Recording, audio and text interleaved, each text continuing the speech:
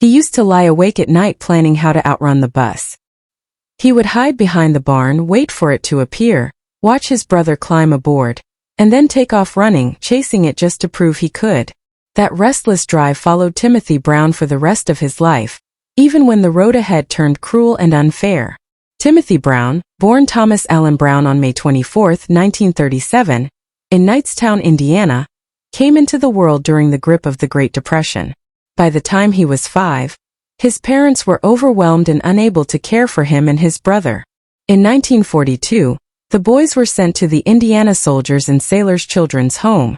The orphanage was harsh, cold in winter, and run on donated clothes that often didn't fit. Yet within that strict environment, Timothy's gift began to surface. During chores he outran older boys with ease.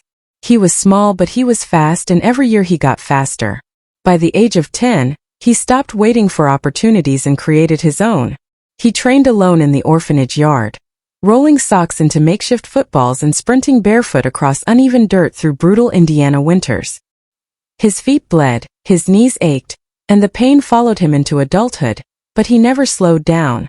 That same year he joined the orphanage basketball team as a point guard. At only 5 feet 6 inches he was the smallest player on the court, yet in his first game he scored 25 points. For the first time people noticed him. In 1950, his running earned official recognition. Orphanage records showed he won a wooden plaque for track, after running the 100-yard dash in 12 seconds barefoot on gravel. The administrators were impressed enough to buy him his first real pair of athletic shoes. To Timothy they meant belief. Someone thought he was worth investing in. That belief was tested by constant racial abuse. Years later he recalled relentless taunts from white peers, sometimes escalating into fights. In 1952 he punched a bully who refused to stop using slurs and was suspended.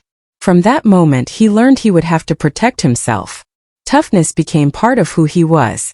By 1955, as a senior at Morton Memorial High School, he was the heart of the football team. Playing running back, he rushed for 120 yards and scored 115 points that season. One night, he broke free for a 95-yard touchdown run that sealed a regional championship. His team went undefeated, and newspapers nicknamed him the Tiger with the Jetpack. At the same time he shined in basketball and track.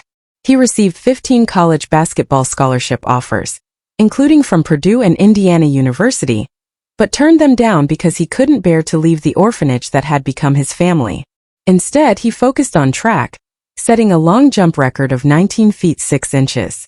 At the 1955 state meet, he won the 200 meters but was disqualified for celebrating too enthusiastically. The decision stung. He saw clearly that standards were different for him. Coaches later benched him for being too aggressive against smaller white players. The lesson was painful but sharp. He would be judged differently no matter how well he played. When he arrived at Ball State Teachers College in 1955, he had little more than a duffel bag and $50.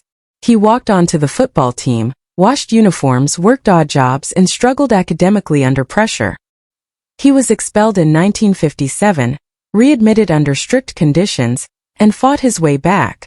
By the time he graduated, he held 6 school records and stood as Ball State's all-time leading scorer. Drafted in the final round of the 1959 NFL draft by Vince Lombardi's Green Bay Packers, he barely made it into camp. In a preseason game he dropped a snap while holding for a field goal. Lombardi exploded. The next day Brown was labeled uncoachable and cut. He played just one regular season game before being sent away with $20 in his pocket.